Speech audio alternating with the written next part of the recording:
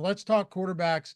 All right. So at the top of the quarterback position, Jalen Hurts against Tampa. They got injuries. Like we'll see about Vita Vea, Kalijah Cansey, and Antoine Winfield. See if some of them get back.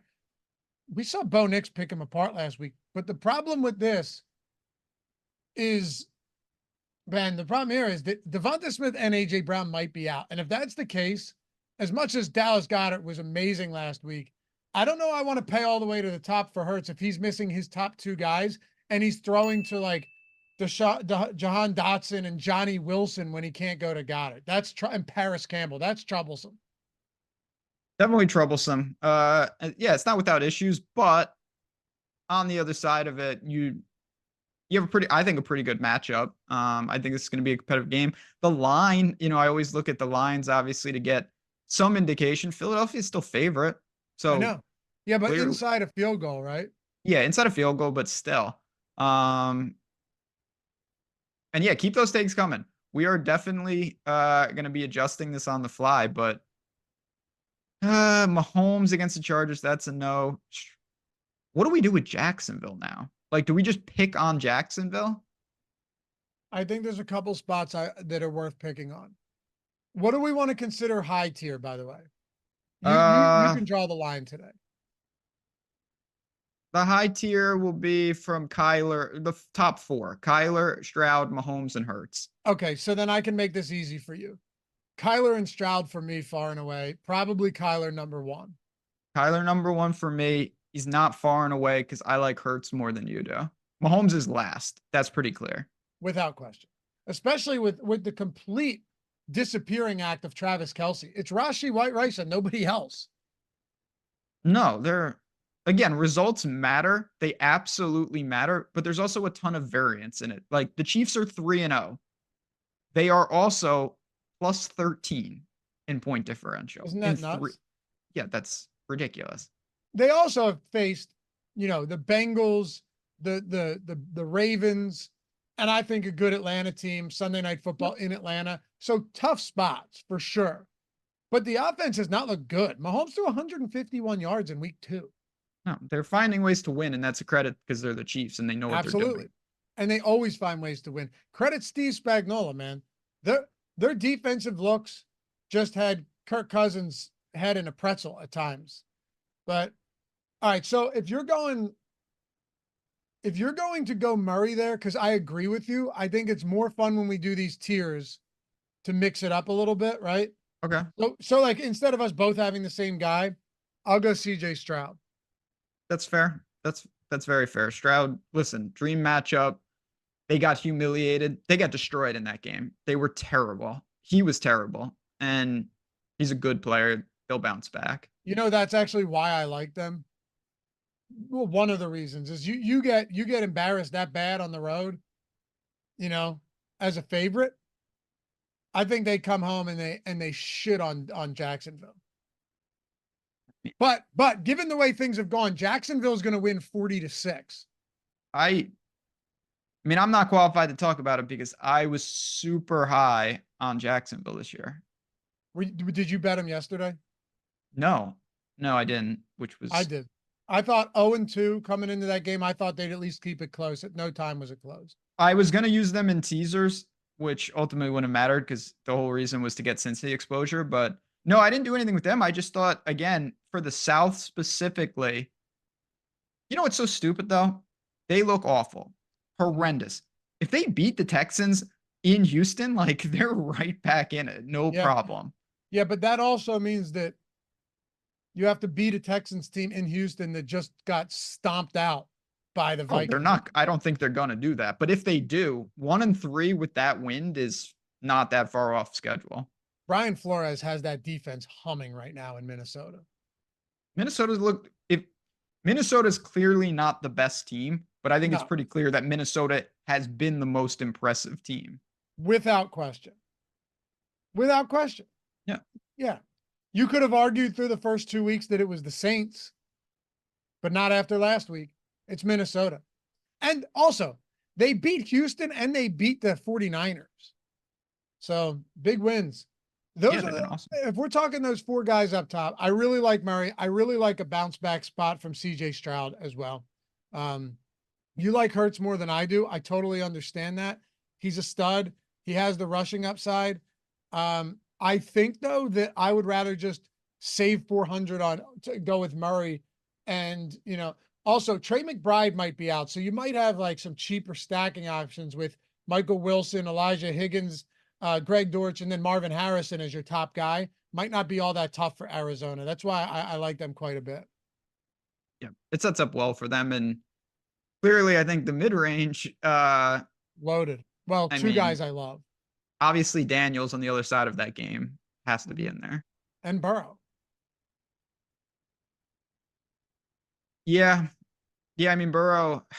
I don't know what the hell. Cincinnati's so weird because, yeah, I mean, when he throws the ball 35, 40 times, he's going to be great. It's just you keep thinking at some point they're going to play from ahead. Yeah, Maybe but not. maybe with the way here's the way I look at this. I think this could be a legitimate shootout. Carolina, man. I don't know what is going on there. That is such an incredible indictment on Bryce Young, It's seeing what Andy Dalton indefensible. did. I'm a big Bryce Young, not fan of like I think he's good or even fan of him, but like I'm a big where you go matters a lot more than people think. Like you could put a lot of quarterbacks in care, but seeing Dalton come in and just carve them up does not look good. I'll say that much. It was bad, real bad for Bryce Young because they're on the same team. Anyway, I like Burrow. I like Jaden Daniels. Yeah. In the mid range, I think those are really the only two guys I'm looking towards. So if you wanted to make an argument for Baker, fine. But I will say, if Vic Fangio figured it out and it took him a few weeks with that Eagles defense, that's a problem, right? Because Jalen Carter destroyed that game with and Jordan Davis. I don't know if you watched it on Sunday. Jalen I Carter did. destroyed that game at the line of scrimmage, destroyed it. Chauncey Gardner-Johnson, Quinyon Mitchell, those guys are for real. So I don't know what to think. I don't know what to think of that defense, but it gives me pause going to Baker and Tampa stacks after seeing that. I just don't feel the need to. Agreed. Could he wind up in some of my sim runs? Sure, but Burrow and Daniels are right there, $100 more. I have zero interest in Anthony Richardson. I have zero interest in Rodgers. I it's clearly Jaden Daniels for me, and it's going to be Burrow for you in the mid range. Yeah. Well, it's clearly Daniels for you. Yeah. You said Yep. me too. But again, because I'm a man of the people and I want to give them their options, I'll go Joe Burrow. Yeah. Let's It's not just double ignore that. digit rushing attempts. Oh, like if that's a thing, it's so hard to look like turn away from Absolutely. that. Absolutely. Also, just throwing it out there, that game total for Cincinnati and Carolina, 48. Yeah, that's healthy. Now it's 50-50 for Washington, Arizona. I love Jaden Daniels. But I think the Joe Burrow spot, with Higgins back, with Chase, there's a lot of potential there for sure. So far, can we agree that all four of these guys we have on the board, as Jordan includes, are great plays this week? No doubt. I don't know how low I want to go, but there is one guy that stands out to me. You want to take a guess? This is sub 6K. Don't say Dalton. No. Okay. Is it my guy? Although shit, if you wanted to go Dalton, I wouldn't blame you. No, I can tell you if you want. Yeah, who? Caleb Williams. Yeah, I thought you were going to say that. I get that. He threw 52 times last game. Like he wasn't even good. He wasn't great. He threw 2 picks. He lost a fumble and still had 23 fantasy points. Rome Odunze still had a really good game. DJ Moore had a shot at a really good game, and Cole Kmet had a great game. You had 3 guys technically coexist in that offense. They cannot run the football. They can't run the football. They just can't. And this is not a Rams defense that scares me all that much. The only thing is the Rams did get more pressure against Brock Purdy last week than we would have expected, and they can't protect Caleb Williams. but he still threw 52 times. At that price point, I think he's squarely in play. He's in play for sure. I'm not super excited about it just because he's at home, which I don't think is actually a good thing, and you can't get more volume. I'm gonna go to my Oh, wait, guy. let me guess. You should I be didn't able to hear get it. this. You said it. I didn't say it. Justin I'm just saying you should be able to get Justin this. Fields. Definitely. I Love love Justin Fields. Fields this week. So we're six. You don't love Caleb, but you can see it. I like No, Justin I Fields a like lot. Caleb though. If you took Fields and I was going second, I would have taken Caleb. That Colts defense stinks. Yeah. Indoors, Fields is still Fields. He obviously is a threat to score on the ground. He just did it. He's got no volume passing, 23, 20, and 32. So there is room there. They've only played in these competitive or pseudo playing from ahead games, which is fine. It might happen again, but it might not. I love Fields. You can go skinny with Pickens. You can just do whatever. Fields is just good. So I'm a big Fields guy.